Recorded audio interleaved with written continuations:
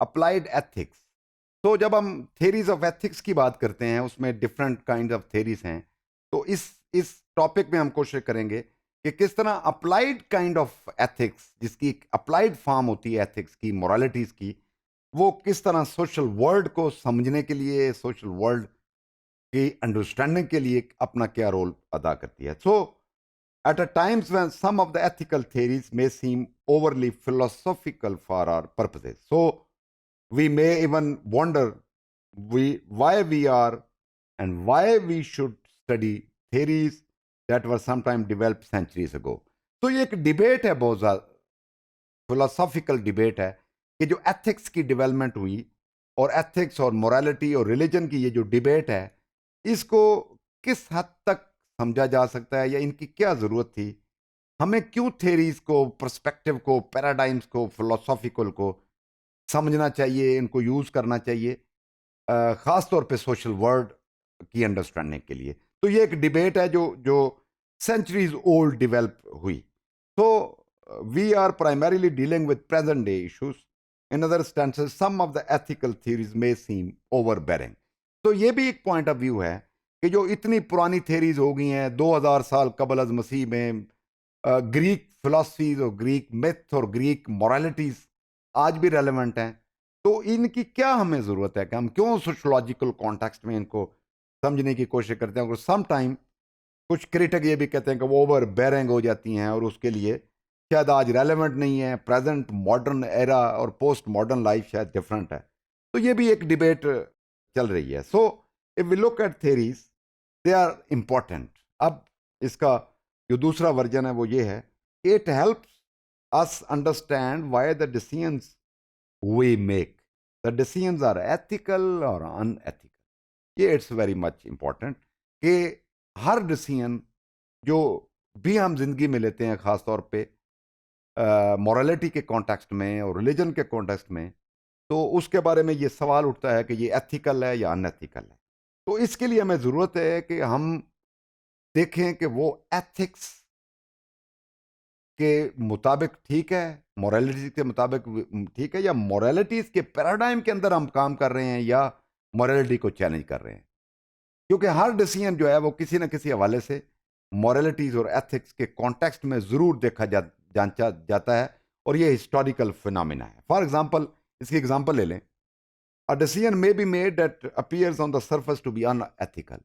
कि कोई हम ऐसा डिसीजन ले लें जो कि अपरेंटली ज़ाहिरी तौर पे तो नज़र आए कि ये अनएथिकल है, but when we are aware of the philosophical system used in the decision making, लेकिन जब हम उसकी रैशनेल में जाएं, उसकी रीज़न में जाएं, उसकी फिलॉसफी में जाएं, तो हमें पता चले कि we are on the right track and we are taking right decision.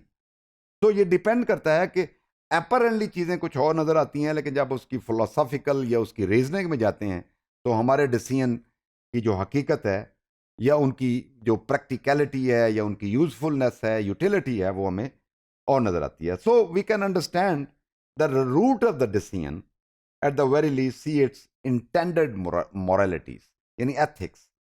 दूसरा हम यूं में कह लें कि कोई भी डिसीजन इंसान जब लेता है, खासतौर पे जब हम सोसाइटी की बात करते हैं, तो उस डिसीजन के पीछे कोई ना कोई मोरालिटी और एथिकल ग्राउंड होती है जिनकी बुनियाद के ऊपर डिसीजन लिए जाते हैं। So this allows us to view ethical issues from different perspective.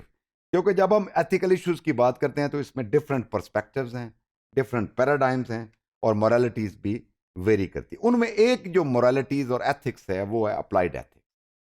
अब इसकी डेफिनेशन की तरफ चलते हैं। इसकी डेफिनेशन क्या है? It refers to the practical application of moral consideration. यानी कोई भी हम काम करें तो उसमें इखलाकियात की जब अब बात हो, तो इखलाकियात को हम अपनी प्रैक्टिकल ज़िंदगी में किस तरह लेते हैं, उसको किस तरह इस्तेमाल करते हैं, तो उससे मुराद ये होती है कि उनकी एप्लीकेशन जो है वो अप्लाइड एथिक्स कहलाती है। तो ये जो रियल वर्ल्ड एक्शन होते हैं और their moral consideration in the areas of private और पब्लिक लाइफ, जो प्रोफेशन है, हेल्थ है, टेक्नोलॉजी है, लॉ है, लीडरशिप है, ये तमाम डोमेन ऑफ लाइफ में हमें नज़र आती है कि जब भी हम मॉरल कोई काम डिसीजन लेते हैं, कोई भी डिसीजन लेते हैं, ये वर्ल्डली अफेयर्स के अंदर, बेशक हमारी प्राइवेट ज़िंदगी है हमारी सोशल लाइफ है, हमारी पर्सनल लाइफ है, तो उन तमाम के अंदर जो मॉरल कंसिडरेशन बुनियादी तौर पे क्या है, तो ये बहुत इंपॉर्टेंट पहलू है. तो one particular kind of applied ethics that raises concern is bioethics.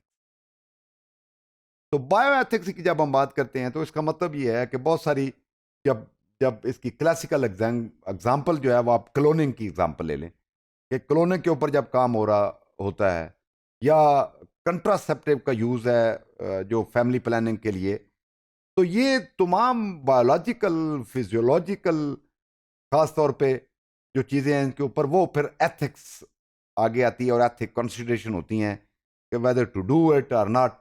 और फिर उसके ऊपर इवन वेस्ट के अंदर भी और ईस्ट के अंदर भी अक्रॉस द वर्ल्ड हमें चीज़ें नज़र आती हैं कि जिस पे डिबेट हो रही होती हैं. इसकी नीचे एग्जांपल, अबॉर्शन की एग्जांपल बहुत बड़ी एग्जांपल है जो आज भी डिबेटेबल है.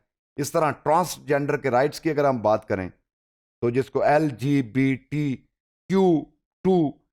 जो जो मॉडर्न टर्म कायम की गई है, आज भी यूनाइटेड स्टेट्स ऑफ अमेरिका में वो चीज़ें डिबेटेबल हैं इस हवाले से. तो in nutshell we can say our treatment of non human animals, even we are not talking about ourselves कि हमारी जो ह्यूमन लाइफ है उस हवाले से, बल्कि जो नॉन ह्यूमन एलिमेंट्स हैं जिसमें इवन जानवरों के ऊपर जो जो हमारी फिजिकल वर्ल्ड है इसके ऊपर भी ये एथिकल कंसिडरेशन अप्लाई होती हैं कि किस तरह होना चाहिए, किस तरह नहीं होना चाहिए. तो दिस सेक्शन अगर हम बात करें इस हवाले से, तो मॉरल जो स्टैंडिंग है और मॉरल जो कंसिडरेशन है, जो ऑब्लिगेशंस हैं किसी सोसाइटी के अंदर, वो एक इंतहाई अहम रोल अदा करती हैं किसी सोसाइटी की जो सोशल फैब्रिक ऑफ सोसाइटी है उसके लिए, that play a very important role.